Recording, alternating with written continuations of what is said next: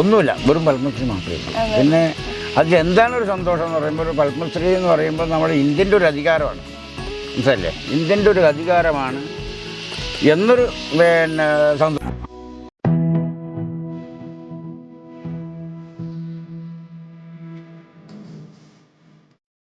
ഞാൻ പറഞ്ഞ പിള്ളേർക്ക് നമ്മൾ കൊടുക്കുന്ന വിദ്യാഭ്യാസം പോരാ.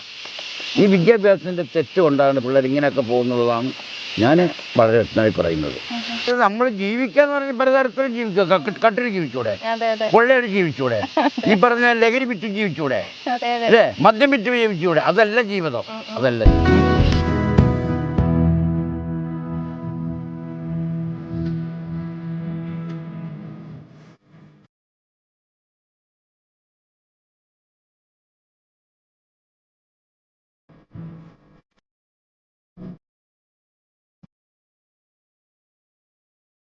പൂവ് നിന്റെ അടുത്തില്ല, ഭക്ഷണം കഴിക്കുന്ന സാധനം നിന്റെ അടുത്തില്ല, ഉടുപ്പ് നിന്റെ അടുത്തില്ല, പിന്നെ എന്ത് കുന്ത നിന്റെ അടുത്ത്?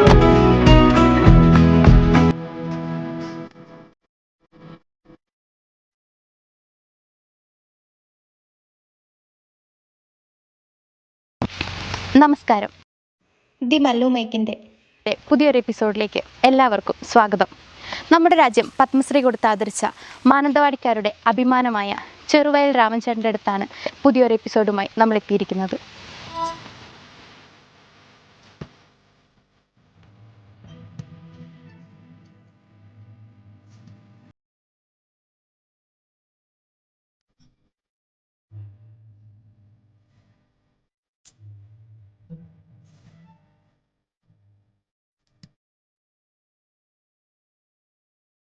ഇന്ന് നമ്മുടെ കൂടെയുള്ളത് വയനാട്ടുകാർക്കെല്ലാം സുപരിചിതനായിട്ടുള്ള രാമേട്ടനാണ്. രാമേട്ട നമസ്കാരം. നമസ്കാരം. ഈ ഷോയിലേക്ക് സ്വാഗതം. ഓക്കെ. പണ്ടൊക്കെ ഓണം എന്നൊക്കെ പറയുമ്പോഴത്തേക്ക് കൃഷിയൊക്കെ ചെയ്യുന്നവർക്ക് ഭയങ്കര ഒരു ആഘോഷമല്ലായിരുന്നോ? അന്നേരം ആയിരുന്നല്ലോ കൊയ്ത്ത് പരിപാടികൾ. അപ്പൊ ഇപ്പൊ പക്ഷെ അങ്ങനെ ഇപ്പൊ കൊയ്ത്ത് കുറച്ചുകൂടെ ലേറ്റ് ആയിട്ടാണ്. ഈ ഓണത്തിന് നമ്മള് അപ്പൊ ചേട്ടനൊക്കെ എന്താ പറയുന്നേ? കൊയ്ത്ത് നാട്ടിയല്ലേ? അല്ല, നമ്മൾ ഈ ഓണത്തിന്റെ സമയത്ത് ഇങ്ങനെ വിളവെടുക്കാന്ന് പറയില്ലേ? ഇവിടെ പണ്ട് മുതലേ അങ്ങനെയാണ്. ഇല്ലല്ലോ, നമുക്ക് ഓണത്തിന് കൊയ്ത്തില്ലല്ലോ. ഓണത്തിന് കൊയ്ത്തില്ല. നാട്ടിലൊക്കെ ഉണ്ടെന്ന് തോന്നുന്നുണ്ട്, പുത്തരി ഉണ്ടല് ഓണത്തിന് നാട്ടിലുണ്ടാവും തോന്നുന്നു. പക്ഷെ നമ്മളിവിടെ ഇല്ല, വയനാട്ടിലില്ല. വയനാട്ടിൽ ഓണത്തിന് കൊയ്ത്തിട്ടില്ല. ചേട്ടനിപ്പോ ഇത് എത്ര വർഷമായി ഇപ്പോ ഈ കൃഷി? ഇത് ഞങ്ങള് വയനാട്ടില് പരമ്പരാഗതമായി ചെയ്തു വരുന്ന, ഇത് ഇന്നലെ തുടങ്ങിയതല്ല. ഇത് പണ്ട് പൂർവികമായിട്ട് തന്നെ ജീവിക്കാൻ വേണ്ടി കൃഷി ചെയ്ത് ഇങ്ങനെ വന്ന ആളുകളാണ് ഞങ്ങൾ. അല്ലാതെ ഞങ്ങളെന്നല്ല, നമ്മളെല്ലാവരും അങ്ങനെ തന്നെയായിരുന്നു പണ്ട് കാലത്തൊക്കെ. ഞങ്ങൾ മാത്രമല്ല കേട്ടോ, പണ്ട് കാലത്ത് എല്ലാവരും തന്നെയാണ്. എല്ലാവരും കൃഷിയാണല്ലോ. വയനാട്ടിൽ നിന്നല്ല, എല്ലാ നാടുകളിലും കൃഷിയാണ്. പിന്നീട് നമ്മൾ അതിൽ നിന്നാണ് മാറിയിട്ട് ഇന്ന് നമ്മൾ വികസനം വന്നു, മറ്റു കാര്യങ്ങൾ വന്നു, മറ്റു സൗകര്യം വരുമ്പോഴാണ് നമ്മൾ എല്ലാം മാറി മാറി ഓരോന്ന് അവർക്ക് ആവശ്യമായ തൊഴിലും ജീവിതമായിട്ട് മുന്നോട്ട് പോയത്. പണ്ട് നമ്മൾ കൃഷി തന്നെയായിരുന്നു, ഞങ്ങൾ കൃഷി തന്നെയാണ് പണ്ട് മുതലേ. ചേട്ടനിപ്പോൾ ഇത്രയും വലിയ രീതിയിൽ കൃഷി ചെയ്യണമെന്നൊരു ചിന്ത എങ്ങനെയായിരുന്നു? അല്ല, വലിയ കൃഷിയില്ലല്ലോ. ഞങ്ങൾ ഇപ്പോൾ 22 ഏക്കർ പാടവും 18 ഏക്കർ കരഭൂമി ഉണ്ടല്ലോ. അപ്പോൾ 18 ഏക്കർ കരഭൂമി 22 ഏക്കർ നെൽപ്പാടവും ഉള്ള ഞങ്ങൾ വലിയൊരു കുടുംബമാണ്. 10-70 അംഗങ്ങളുള്ള കുടുംബമായി കഴിയുന്ന, മനസ്സിലായില്ലേ? അങ്ങനെ കഴിഞ്ഞു പോരുന്ന ഒരു ടീമാണ് ഞങ്ങൾ.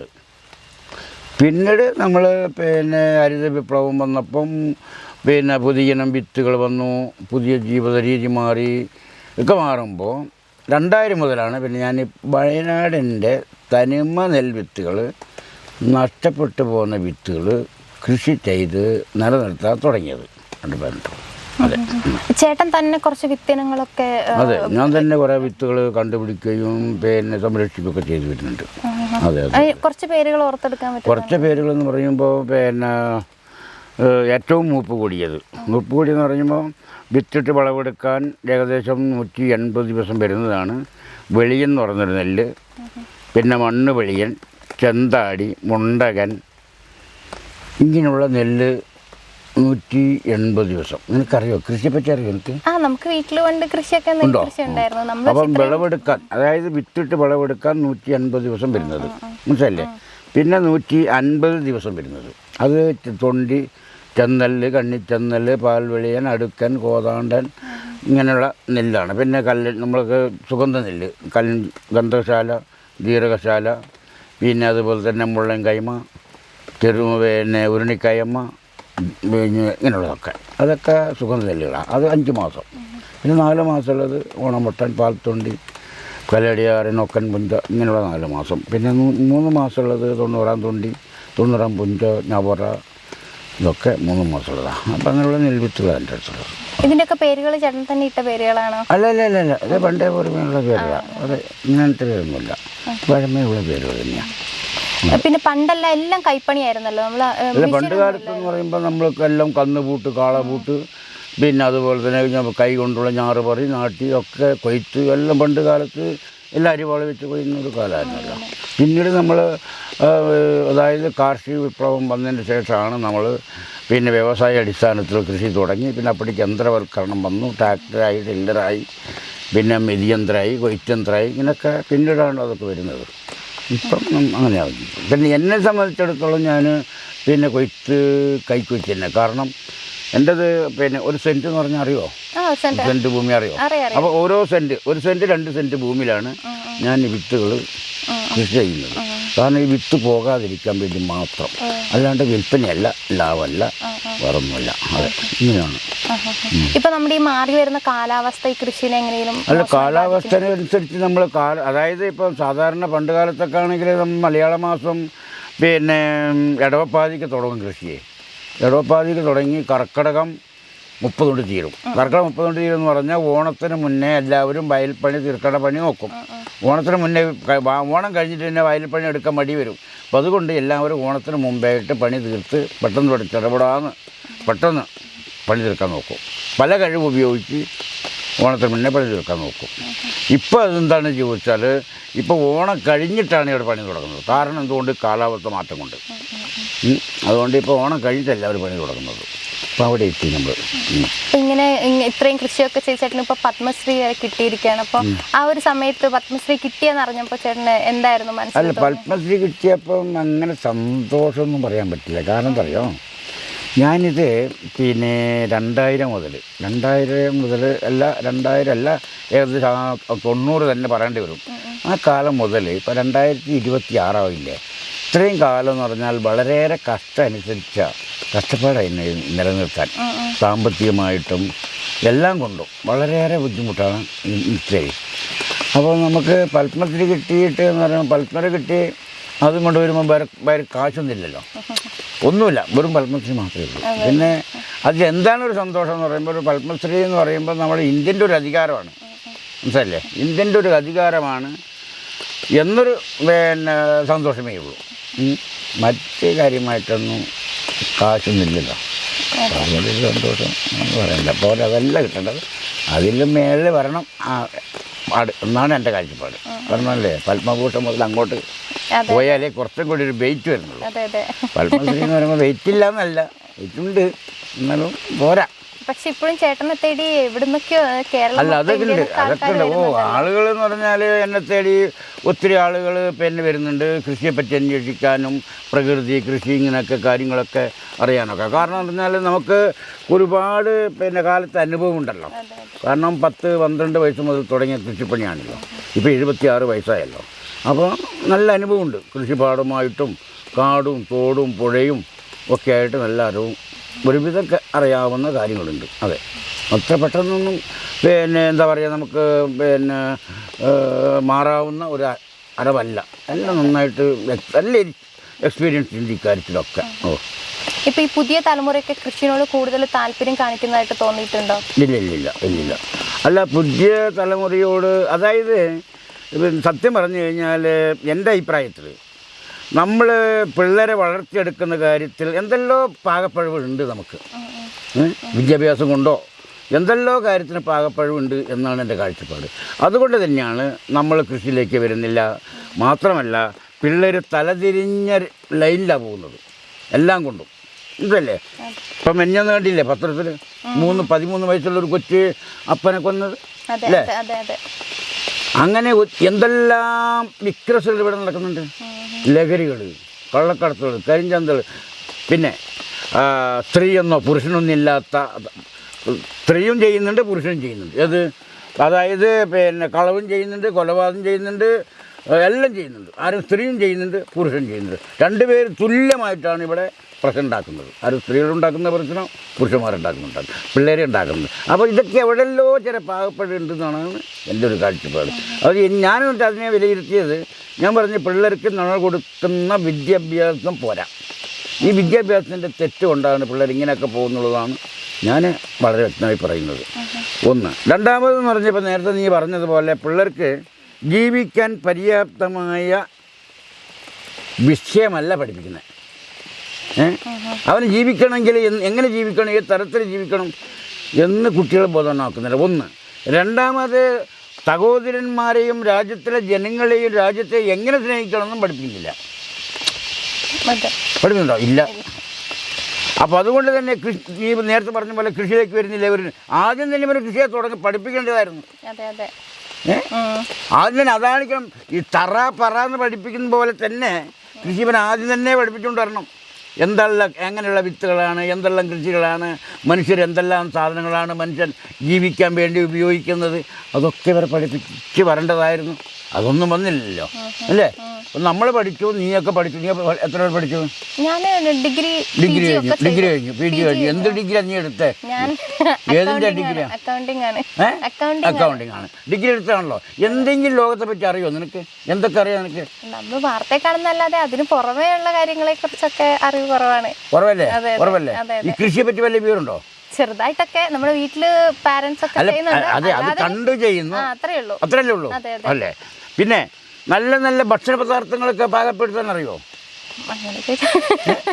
പണ്ടത്തെ പോലത്തെ അത്ര ഫ്രഷ് സാധനങ്ങൾ നമുക്കിപ്പോ കിട്ടുന്നില്ലല്ലോ. അതുകൊണ്ട് നമുക്ക് ചെയ്യാൻ കഴിയും തോന്നുന്നില്ല. ഇല്ല, വേണ്ട. ഇനി ഒന്നും വേണ്ട. നീ ഇപ്പം ആരും ഇല്ലെങ്കിൽ സ്വന്തമായി ജീവിക്കേണ്ട ഒരു അറിവും കഴിവും നിൽക്കുന്നുണ്ടോ? ഉണ്ടാവുമോ? ധൈര്യം ഉണ്ടോ? അതിനുള്ള ധൈര്യം ഉണ്ടോ? ധൈര്യമുണ്ട്. എങ്ങനെയുള്ള ധൈര്യം നിൽക്കുള്ളത്? അത് കേട്ടോ, എങ്ങനെയുള്ള ധൈര്യം നിൽക്കുള്ളത്? എങ്ങനെയുള്ള ധൈര്യം കേൾക്കട്ടെ. എങ്ങനെയെങ്കിലും ജീവിക്കാം. അങ്ങനെയൊന്നും പോരാ, എങ്ങനെയെങ്കിലും ജീവിക്കാം. അതാ ചേട്ടൻ പറഞ്ഞത് കറക്റ്റ്. പിള്ളേരെ പഠിപ്പിച്ചു കൊടുക്കുന്നില്ല എന്താണ്? അതെ, അതായത് നമ്മൾ ജീവിക്കാന്ന് പറഞ്ഞ പലതരത്തിലും ജീവിക്കുക. കട്ടിന് ജീവിച്ചൂടെ? കൊള്ളയടി ജീവിച്ചൂടെ? ഈ പറഞ്ഞ ലഹരി വിറ്റ് ജീവിച്ചൂടെ? അല്ലേ? മദ്യം വിറ്റ് ജീവിച്ചൂടെ? അതല്ല ജീവിതം. അതിനേക്കാളപ്പുറത്താണ് നമ്മൾ ജീവിതം പഠിക്കേണ്ടത് എന്നാണ് എനിക്ക് തോന്നുന്നത്. അതെ. പിന്നെ ചേട്ടാ, ഇപ്പൊ നമ്മൾ പറയില്ലേ ഇത്രയും സാഹചര്യങ്ങൾ, അതായത് നമുക്ക് ഒരുപാട് ഫെസിലിറ്റീസ് ഉണ്ട്. കാറുകൾ വന്നു, പുതിയ പുതിയ ബിൽഡിങ്ങുകൾ വന്നു. പക്ഷെ എന്തുകൊണ്ടാണ് ചേട്ടൻ ഇപ്പോഴും ഈ തനിമ നിലനിർത്തി തന്നെ ജീവിക്കണം എന്നൊരു ചിന്ത എന്തുകൊണ്ടാണ്? ഞാൻ ചോദിക്കട്ടെ മോളെ, പിന്നെ ഒരു കാര്യം ഞാൻ പറയട്ടെ. പിന്നെ മോളെ ഞാൻ വിരൽ ചൂണ്ടി പറയണമെങ്കിൽ ഒരു വസ്തുത ഉണ്ടാവണമല്ലോ, വേണ്ടേ? ഇപ്പോൾ നമ്മൾ പണ്ട് കാലത്ത് എങ്ങനെയായിരുന്നു നമ്മൾ പാർപ്പിടം? പല മോഡലിൽ നമ്മൾ പാർപ്പിടം ഉണ്ടായിരുന്നു. അതായത് വൈക്കോൽ മേഞ്ഞിട്ടും പുല്ല് മേഞ്ഞും ഓല മേഞ്ഞും പിന്നെ ഷീറ്റിട്ടും പലതരത്തിലാണ് നമ്മൾ വീടുണ്ടാക്കി പോകുന്നത്. അങ്ങനെ വന്നാണല്ലോ ഇപ്പോൾ നമ്മൾ വാർക്കേൻ്റെ മുകളിൽ എത്തിയത്. അപ്പോൾ ഇങ്ങനെയൊരു വീട് ഉണ്ടാവണമെങ്കിൽ അത് നമ്മൾ പറഞ്ഞ് കേട്ടാൽ പോരാ, അത് അനുഭവത്തിൽ കാണിക്കണം, അല്ലേ? ലൈവായി കാണിക്കണം. അത് കാണിക്കാൻ വേണ്ടി നിലനിർത്തിയ വേറൊന്നുമല്ല, അതല്ലേ? ഇങ്ങനെ ഒരു വീട് ഇത് നശിപ്പിച്ചു കഴിഞ്ഞാൽ ഇനി ഉണ്ടാവില്ല എന്നുള്ളത് നന്നായിട്ട് ബോധ്യമുള്ളത് കൊണ്ട് തന്നെയാണ് ഞാൻ നിലനിർത്തുന്നത്. മാത്രമല്ല, എനിക്ക് ഇതുപോലുള്ള വീട്ടിൽ ജീവിച്ച് മരിച്ചാൽ മതി എന്നുള്ളൊരു പ്രതിജ്ഞ ഞാൻ എടുത്തു കഴിഞ്ഞു. ഇനി ഇങ്ങനെയുള്ള വീടല്ലാതെ വേറൊരു വീടും ഞാൻ ആഗ്രഹിക്കുന്നില്ല. കാരണം എന്താ കൊണ്ട് എന്ന് ചോദിച്ചാൽ, നമ്മളിപ്പോൾ എനിക്ക് ഇങ്ങനെയുള്ളൊരു വീടിൽ എൻ്റെതല്ലെങ്കിൽ ഞാൻ പല വീടുകളിൽ താമസിച്ചിട്ടുണ്ടല്ലോ. ഇപ്പോൾ തന്നെ ഞാൻ കോഴിക്കോട് പോയി, ഇപ്പം മെഞ്ഞാന്ന് പോയപ്പം സർക്കാരിൻ്റെ ഗസ്റ്റ് ഹൗസ്, അല്ലേ? ഗസ്റ്റ് ഹൗസ് എന്താണ്? പിന്നെ സാധാരണ ജനങ്ങൾ അല്ലെങ്കിൽ വലിയ വലിയ കോടീശ്വരന്മാർ 5 സ്റ്റാർ 3 സ്റ്റാർ, അല്ലേ? ഇങ്ങനെയുള്ള റൂമുകളും ഇങ്ങനെയുള്ള കാര്യങ്ങളൊക്കെ, AC, ഫാന്, അല്ലേ? മെത്ത, ഇതൊക്കെ ഞാനും കണ്ടല്ലോ. ഞാനതിൽ കിടന്നല്ലോ. അത് കിടന്നിട്ട് എനിക്ക് അതിൽ നിന്ന് മനസ്സിലായല്ലോ ചിലതൊക്കെ. അപ്പം അതുപോലെ ഒട്ടനവധി. പണ്ടൊക്കെ നമ്മൾ താക്കോലിട്ടല്ലേ തുറക്കേണ്ടത്, ഇപ്പം അങ്ങനെയാണോ? അല്ല. അപ്പം എങ്ങനെയാണ് തുറക്കുക? കൈവിരൽ മതി. കൈവിരലാണോ? ആണോ? കൈവിരലും ഉണ്ട്, പിന്നെ നമുക്ക് പാസ്വേഡ് ഒക്കെ ഉണ്ട്. പാസ്വേഡ്, അതായത് സിമ്മ്, കാർഡ് സിം ഇട്ടല്ലേ ഇപ്പം അല്ലേ? അപ്പം എന്തെല്ലാം ടെക്നോളജിയാണ് ആലോചിച്ച് നോക്ക്. അപ്പോൾ ഇതൊക്കെ കണ്ടല്ലേ നമ്മളിപ്പം വളർന്നത്. അപ്പം അങ്ങനെയുള്ള ഒരു ലോകമാണ് നമ്മളിപ്പോൾ. അപ്പോൾ ഇനിയിപ്പം എന്താണെങ്കിൽ ഒരു കാര്യം ഞാൻ പറയാം. പിന്നെ നമ്മൾ ഞാൻ നേരത്തെ പറഞ്ഞ പോലെ ഇനി എല്ലാവരും തിരിച്ചു വരും. എല്ലാവരും തിരിച്ചു വരും. എങ്ങനെയൊക്കെ അറിയാം. ഇനി നമ്മൾ ഭക്ഷണത്തിൻ്റെ കാര്യത്തിൽ തിരിച്ചു വരും, താമസിക്കുന്ന കാര്യത്തിൽ തിരിച്ചു വരും, ഒക്കെ വരും. വരാതിരിക്കില്ല. വരേണ്ട സാധ്യത കാണുന്നുണ്ട്. ഇങ്ങനെയാണ് ഇപ്പോൾ കാണുന്നത്. ഇപ്പോൾ ഈ വീട് നല്ല തണുപ്പും ജീവിക്കാൻ നല്ല സുഖമാണ് അല്ലേ ചേട്ടൻ പറയുന്നത്? അതെ അതെ അതെ. ചേട്ടൻ്റെ മക്കൾക്കൊക്കെ എന്ന് പറഞ്ഞാൽ അവർക്കൊന്നും ഇതിനോട് താല്പര്യം ഉണ്ടാവില്ല. അതിപ്പോൾ എന്താണെന്ന് ചോദിച്ചാൽ അവർ ഇന്നത്തെ ചെറുപ്പക്കാരാണല്ലോ. അപ്പോൾ ചെറുപ്പക്കാർക്ക് അവർ എൻ്റെ ജീവിതം എന്ന് പറയുമ്പോൾ വേറൊന്നുണ്ട്. ഞാൻ 1950 എൻ്റെ ജനനം. അപ്പോൾ എനിക്ക് പഴയ ജീവിതവും പുതിയ ജീവിതവും എനിക്കറിയാം. അപ്പം നിനക്ക് എത്ര വയസ്സായിട്ടുണ്ടാവും? എനിക്ക് 30 വയസ്സ്. 30 വയസ്സ്. അപ്പോൾ നിനക്കൊക്കെ എന്ന് പറഞ്ഞാൽ ഇപ്പോഴത്തെ ജീവിതമാണ് നിങ്ങളത് കാണുക. പഴയ ജീവിതം നിങ്ങൾക്ക് അറിയില്ല. ഇനിയിപ്പോൾ പറഞ്ഞാൽ പോലും അവർ ചുമ്മാ പറയുന്നതായിരിക്കും എന്ന് പറയാം. എന്നല്ലാതെ ആ പഴയ കാലത്തുള്ള ആ ജീവിതത്തിൻ്റെ സുഖവും ദുരിതവും നരകവും ഭക്ഷണവും ഒക്കെ ഒന്നും നിന്നോട് പറഞ്ഞപ്പോൾ മനസ്സിലാവില്ല. ഞാൻ അനുഭവിച്ച് ഞങ്ങൾക്കേ അറിയുള്ളൂ. അപ്പം അതുകൊണ്ട് പഴയതും പുതിയതും എനിക്ക് അറിയുന്നതുകൊണ്ട് ഞാൻ കണക്കൂട്ടി എന്നാൽ പിന്നെ പുതിയത് വേണ്ട പഴയതന്നെ മതി എന്ന് ഞാൻ തറപ്പിച്ച് പറഞ്ഞ് നിർത്തുകയാണ്. അതെ. മക്കളൊക്കെ ചേട്ടൻ്റെ കൂടെ തന്നെയാണോ അതോ അവരൊക്കെ? മക്കളുടെ കൂടെ എന്ന് ചോദിച്ചാൽ ഇപ്പോൾ നിനക്ക് ലോകം മുഴുവൻ നീ തൊണ്ടുകല്ലേ, യാത്ര ചെയ്യല്ലേ. യാത്ര ചെയ്യുമ്പോൾ നിനക്ക് മനസ്സിലാവുമല്ലോ ചെറുപ്പക്കാരുടെ പോക്ക് എങ്ങോട്ടാണെന്ന്. അപ്പം അതുപോലെ എൻ്റെ മക്കളുണ്ടാവും. നിൽക്കും, അത്രേ ഉള്ളൂ. ഇപ്പം തന്നെ വീട്ടിൽ നീ അച്ഛൻ്റെ കൂടെ അമ്മേൻ്റെ കൂടെയൊക്കെ എന്തെല്ലാം പണിക്ക് പോകുന്നുണ്ടാവും? പണിക്കൊന്നും അങ്ങനെ കൂടെ പോകണ്ടോ? ഇവള് പോകുന്നില്ല, പിന്നെയാണോ നീ എൻ്റെ മോനെ പറ്റി പറയുന്നത്? ഇവള് പോകുന്നില്ല, പിന്നെ എന്നെ പറ്റി പറയാമോ? ഇല്ല, പറയാൻ പാടുണ്ടോ? അല്ലെങ്കിൽ രാമേട്ടൻ ഞാൻ അമ്മേൻ്റെ കൂടെ അച്ഛൻ്റെ കൂടെയും ഞാറ് പറിക്കാൻ പോകുന്നുണ്ട്, നാട്ടിൽ പോകുന്നുണ്ട്, കൊയ്യാൻ പോകുന്നുണ്ട്, വയ്ക്കാൻ പോകുന്നുണ്ട്, എല്ലാ തൊഴിലും ഞാനും പോകുന്നുണ്ട്, എൻ്റെ ആങ്ങളും പോകുന്നുണ്ട്. രാമേട്ടൻ്റെ മക്കൾ പോകുന്നുണ്ടോ എന്ന് ചോദിക്കാം അല്ലേ? ഇതൊന്നും ഇവിടെ പോകില്ല, മറ്റവരുടെ മക്കളെ പോകണം. അതൊരു അസൂയ കേട്ടോ. അത് കുശുമ്പ.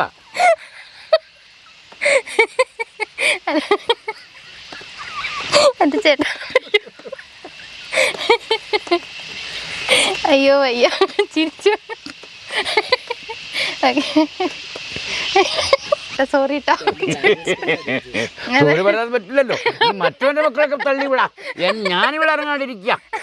അതാണല്ലോ ഇവിടെ കൊണ്ടുവന്ന സൂത്രം. എന്താ പോലെ ആരാൻ്റെ കുട്ടികളെ ഭ്രാന്തി ആയിക്കോട്ടെ, എനിക്ക് ഭ്രാന്ത് ഉണ്ടാവരുതല്ലേ നീ പറഞ്ഞേ. ചേട്ടനെ ഇപ്പം ഞാൻ ഭക്ഷണ രീതികളെ കുറിച്ച് ചോദിക്കുകയാണെങ്കിൽ പണ്ട് നമ്മൾ ഈ കപ്പ കാച്ചില്, നമ്മുടെ ചോറ്, ചെറിയ കറികൾ അങ്ങനെയൊക്കെയാണ്. ഇപ്പം ചേട്ടൻ ആ ഒരു ഭക്ഷണശൈലി തന്നെയാണ് തുടർന്നത്? ഞാനത് പറയായിരുന്നു. കാരണം നമ്മൾ പണ്ട് കാലത്ത് പിന്നെ ഓട്ടുകപ്പെന്ന് കേട്ടിട്ടുണ്ടോ? ഉണ്ട്. വെള്ളുകപ്പെന്ന് കേട്ടിട്ടുണ്ടോ? വെള്ളുകപ്പെന്ന് കേട്ടിട്ടുണ്ടോ? ഇല്ലല്ലോ. വെള്ളുകപ്പ കണ്ടിട്ടില്ല. വെള്ളുകപ്പ കണ്ടിട്ടുമില്ല. സംഭവം കണ്ടോ? ഇപ്പം കണ്ടില്ലേ? എന്നിട്ടാണ് ഈ കുളൂസ് നമ്മളോട് വന്ന് കിടക്കുന്നത്. ഈ അരിഞ്ഞിട്ട് ഉണക്കുന്ന കപ്പയാണോ? ആണോ? അതിനാണ് വെള്ളുകപ്പ എന്ന് പറയാം. ചുമ്മാ വെട്ടിയിട്ട് പേരിട്ടിട്ട് ഉണക്കുന്നതാണ് വെള്ളുകപ്പ. അത് കണ്ടിട്ടുണ്ടോ? ഉണ്ട്. വാട്ടുകപ്പ കണ്ടിട്ടുണ്ട്, അത് കഴിച്ചിട്ടുമുണ്ട്. പണ്ട് കാലത്ത് വാട്ടുകപ്പയും എന്താ കഴിക്കുക, എങ്ങനെയാണ് കഴിക്കുക? വാട്ടുകപ്പയും കഞ്ഞും ചുട്ടമത്തിയും അല്ലെ ചമ്മന്തി ഇതൊക്കെ ആയിരുന്നില്ലേ അല്ലേ? അപ്പോൾ ഞാനും പറഞ്ഞ എന്താണെന്ന് ചോദിച്ചു, ഇനി നമ്മൾ അങ്ങോട്ട് പോകണം. ഇനി നമ്മൾ പഴയ വാട്ടുകപ്പ, വെള്ളുകപ്പ, ചുട്ടമത്തി, പിന്നെ അതുപോലെ തന്നെ ചേമ്പ്, ചേന, കാച്ചിലുകൾ ഇങ്ങനെയുള്ള കാര്യങ്ങളൊക്കെ കൃഷി ചെയ്ത് നമ്മളെ യുവാക്കളും യുവതികളും അല്ലെങ്കിൽ വരും തലമുറ ഇത് മുഴുവനും കൃഷി ചെയ്ത് നമ്മൾ അങ്ങോട്ട് ജീവിക്കണം എന്നുള്ള അഭിപ്രായക്കാരനാണ് ഞാനിപ്പോൾ. കാരണം നമ്മളെ പഴയ ജീവിതത്തിൽ അല്ലിപ്പം പുതിയ ഈ അൽഫാം, പിന്നെ അതുപോലെ തന്നെ കുഴിമന്തി, സമർമ്മ കേട്ടോ, ഇതൊക്കെ നമ്മൾ മാറിയിട്ട് നമ്മളെ പഴയ കപ്പ, ചേന, ചേമ്പ്, ചക്ക, മാങ്ങ ഇതൊക്കെ എല്ലാം തിന്ന് അപ്പോൾ നമ്മൾക്ക് എന്താക്കുമെന്ന് ചോദിച്ചാൽ ഒരു പരിധി വരെ രോഗത്തിന് നമുക്ക് കുറവുണ്ടാവും, ആരോഗ്യത്തിന് വലിയ ഹാനികരമല്ലാത്തതും ജീവിതവും പോകും എന്നാണ് എൻ്റെ കാഴ്ചപ്പാട്. അതെ. ചേട്ടനിപ്പോൾ ലോകം, അതായത് ചേട്ടനിപ്പോൾ ഇന്ത്യയുടെ പുറത്തൊക്കെ ട്രാവൽ ചെയ്തിട്ടുണ്ടോ? ഉണ്ട്. ഇന്ത്യ ഒട്ടാകെയും ചേട്ടൻ ട്രാവൽ ചെയ്തിട്ടുണ്ട്? ഇന്ത്യ ഒട്ടാകെ എന്ന് പറഞ്ഞു കഴിഞ്ഞാൽ ഒരു 5-6 സ്റ്റേറ്റോളം പോയിട്ട് കാണും. 5-6 സ്റ്റേറ്റിൽ പോയി കാണും. പിന്നെ ഇന്ത്യ രാജ്യത്തെന്ന് പറഞ്ഞാൽ ഏതാണ്ട് ഒരു 7 രാജ്യങ്ങൾ പോയിട്ടുണ്ടാവും. അതെ. ഓക്കെ, അപ്പോൾ അതിൽ നിന്നൊക്കെ നമ്മൾ കേരളത്തിനെ വ്യത്യസ്തമാക്കുന്ന ഒരു കേരളത്തിൽ വ്യത്യസ്തമാക്കുന്ന പറഞ്ഞാൽ കേരളത്തിലെ ആളുകൾ പൊന്തുവാശക്കാരാ. എന്താ പൊന്തുവാശം എന്ന് പറഞ്ഞാൽ സൗന്ദര്യം ഉണ്ടാവണമെന്ന് മാത്രമേ ഉള്ളൂ, ആരോഗ്യം ഉണ്ടാവണമെന്ന് ചിന്തയില്ല. ആരോഗ്യം ഉണ്ടാവണമെന്ന് ചിന്തയേ ഉണ്ടാവില്ല. കാരണം എന്തുകൊണ്ടാണെന്നറിയാം? ഇപ്പോൾ അതിൻ്റെ പേരിൽ അതുകൊണ്ടാണ് ഈ ആരോഗ്യം അതുകൊണ്ടാണ് നമ്മൾ ഈ ബ്യൂട്ടീഷ്യൻ പാർലർ ഇങ്ങനെ കുമില പോലെ വരുന്നത്. മനസ്സിലല്ലേ? ആരോഗ്യം ഉണ്ടാവാൻ പാടില്ലല്ലോ, ചന്തല്ലേ വേണ്ടോ. അപ്പോൾ അതിനാണ് ബ്യൂട്ടി പാർലർ ഇങ്ങനെ പൊങ്ങി വരുന്നത്. ഒന്ന്. രണ്ടാമത്, ഇപ്പോൾ ഇനി എന്താണെങ്കിലും മോക്ക് നല്ലൊരു സൗന്ദര്യമുള്ളൊരു വീടുണ്ടാവണം അല്ലേ? എത്ര കടം മേടിച്ചാലും ഏത് ലോൺ എടുത്തും വീടുണ്ടാവുക. പിന്നെ ഞാൻ നേരത്തെ പറഞ്ഞവരുണ്ട്. അപ്പോൾ ഇതൊരു പൊങ്ങച്ച തരമാണല്ലോ അല്ലേ? പിന്നെ വീട്ടിൽ കഞ്ഞിയുണ്ടോ ചോറുണ്ടോ എന്നുള്ള വിഷയം വരുന്നില്ലല്ലോ. ഇല്ല, ഇതാണ് ആദ്യം വരുന്നത്. അപ്പം ഞാൻ പറഞ്ഞത് എന്താണെന്ന് പറഞ്ഞാൽ കേരളത്തിൽ മാത്രമേ ഇതേപോലുള്ള കെട്ടിടങ്ങളുള്ളൂ. മറ്റു സ്റ്റേറ്റുകളിലൊന്നും കെട്ടിടങ്ങൾ കുറവാണ്. അപ്പോൾ നമ്മൾ ഉദാഹരണത്തിന് കർണാടകത്തിൽ പോയി കഴിഞ്ഞാൽ നല്ലൊരു കെട്ടിടം കാണാൻ കഴിയില്ല. ടൗണുകളിലല്ലാതെ വീട് പുറത്ത് നമുക്കൊരു കെട്ടിടം കഴിയില്ല. അതുപോലെ തന്നെ ഞാൻ ബ്രസീലിൽ പോയപ്പം അവിടെയൊക്കെ ക്രിസ്ത്യൻ പള്ളിയൊക്കെ ഉണ്ട്. പള്ളി കണ്ടാൽ സാധാരണ ഒരു വീട് പോലെ ഉണ്ട്. വലിയ പള്ളികളൊക്കെ ഒരു സാധാരണ ഒരു വീട് കാരണം. പക്ഷേ ഇവിടുത്തെ പള്ളി എങ്ങനെയുണ്ട് ആലോചിച്ച് നോക്ക്. എത്ര കോടികളാണ് മുടക്കം അല്ലേ? ഞാൻ ചോദിക്കട്ടെ, ദേവന്മാർക്കും വേണോ AC കാറും AC റൂമും വേണോ? അതേത് പുള്ളിക്കാരാണത് അല്ലേ? അവർക്കും ആയല്ലേ AC റൂം AC കാറും ഒക്കെ അല്ലേ? അപ്പോൾ പിന്നെ അവർ AC കാറാകുമ്പോൾ നിനക്കും വേണം ഒരു AC കാറും AC റൂമും. മനസ്സിലല്ലേ? അപ്പോൾ അങ്ങനെയാണ് ലോകം പോകുന്നത്. അപ്പോൾ ഞാൻ നോക്കുമ്പോൾ കേരളമാണ് ഏറ്റവും പിന്നെ അല്ല അധ്വാന കാര്യത്തിൽ കേരളം പുറകോട്ടാണ്. പക്ഷേ നമ്മൾ കാണിക്കുന്നത് പക്ഷേ അധ്വാനത്തിൻ്റെ കാര്യത്തിൽ പുറകോട്ടാണ്. പക്ഷേ അധ്വാനത്തിൻ്റെ കാര്യത്തിൽ തമിഴ്നാടും കർണാടകത്തിൽ കവച്ചൊക്കെ കഴിയില്ല. അതല്ലേ? നല്ല അധ്വാനമുള്ളതാണ് കർണാടക, അതുപോലെ തന്നെ തമിഴ്നാടും. പക്ഷെ നമ്മൾ കേരളീയരായിട്ട് നമുക്ക് ഇവിടെ എന്തെന്നുള്ള ഈ ഉടുപ്പാരത ധാര ഉണ്ടാക്കിയ എവിടുന്ന വന്നേ? പുറത്തുനിന്ന് എവിടെ നിന്ന് വന്നതാ? ബാംഗ്ലൂരിൽ നിന്ന് വെച്ചോ അല്ലേ? പിന്നെ നിൻ്റെ ഇപ്പം പൂമാല ഉള്ള കാലത്തിൽ പൂമാല ഉണ്ട് ഉണ്ടോ? മുല്ലപ്പൂ അത് എവിടെ നിന്ന് വന്നതാ? കർണാടക. നിനക്ക് ഇവിടെ ഈ നാട്ടിൽ കേരളീയർ എന്തെന്നാ ഉണ്ടാക്കുന്നവരാ? എന്താ ഉണ്ടാക്കി പറ? ഇപ്പം ഞാൻ ചോദിക്കട്ടെ, ഈ ഓണത്തിന് പൂക്കളം തീർക്കണമെങ്കിൽ ആരുടെ പൂവാ? നീ ഉണ്ടാക്കിയിട്ടുണ്ടോ പൂവ്? ഇല്ല. കർണാടക അല്ലേ?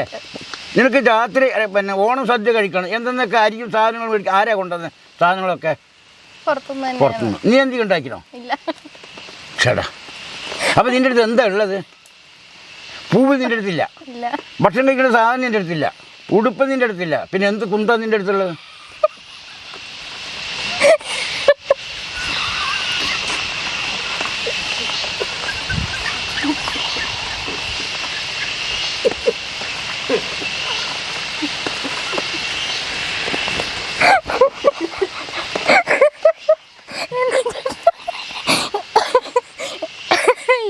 കണ്ണിന്ന് വെള്ളം.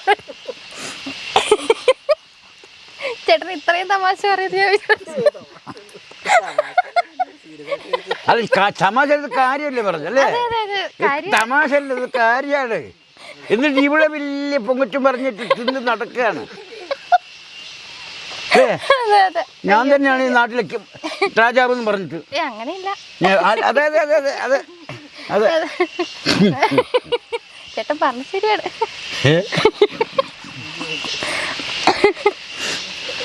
അയ്യോ അമ്മേ. ചേട്ടൻ ഈ സെലിബ്രിറ്റീസ് ഒക്കെ ഇങ്ങനെ വരാറുണ്ടോ ചേട്ടാ? എപ്പോഴും ഉണ്ടാവും, ഏത് സമയത്തുണ്ടാവും. അപ്പൊ ഞാൻ വൈൻഡപ്പ് ചെയ്തോളാം. ആയിക്കോട്ടെ, ഇനി ഒന്നുമില്ല, എല്ലാം കിട്ടി. അപ്പൊ ചേട്ടന് നമ്മുടെ പ്രേക്ഷകരോട് പറയാനുള്ള ഒരു മെസ്സേജ് എന്താണ് ചേട്ടാ? പ്രേക്ഷകരോട് പറയാനുള്ളത്, അതായത് എനിക്ക് നോക്കുമ്പോൾ നമ്മളെ ലോക ജനതയോട് നമ്മളിനി മാറണം. പലതരം മാറ്റങ്ങളുടെ ആവശ്യമാണ്. അതായത് എൻ്റെ രാജ്യം എങ്ങനെയായിരിക്കണം, അല്ലെങ്കിൽ എൻ്റെ പ്രദേശം എങ്ങനെയായിരിക്കണം, മറ്റു രാജ്യത്തെ അല്ലെങ്കിൽ മറ്റൊരാളെ ആശ്രയിക്കാതെ.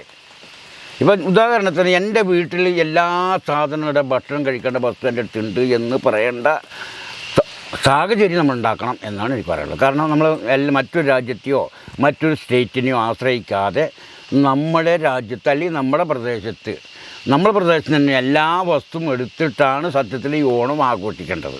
നമ്മൾ മറ്റ് സ്റ്റേറ്റിനെ ആശ്രയിച്ചല്ല ഓണം ആഘോഷിക്കേണ്ടത് നമ്മുടെ പ്രദേശത്ത് നിന്ന്, നമ്മുടെ പ്രദേശത്തുള്ള പച്ചക്കറികൾ, നമ്മുടെ പ്രദേശത്തുള്ള ധാന്യങ്ങൾ, ഇതൊക്കെ ഉപയോഗിച്ചായിരിക്കണം നമ്മുടെ ഓണാഘോഷം നടത്തേണ്ടത് എന്നാണ് എനിക്ക് തോന്നുന്നത്.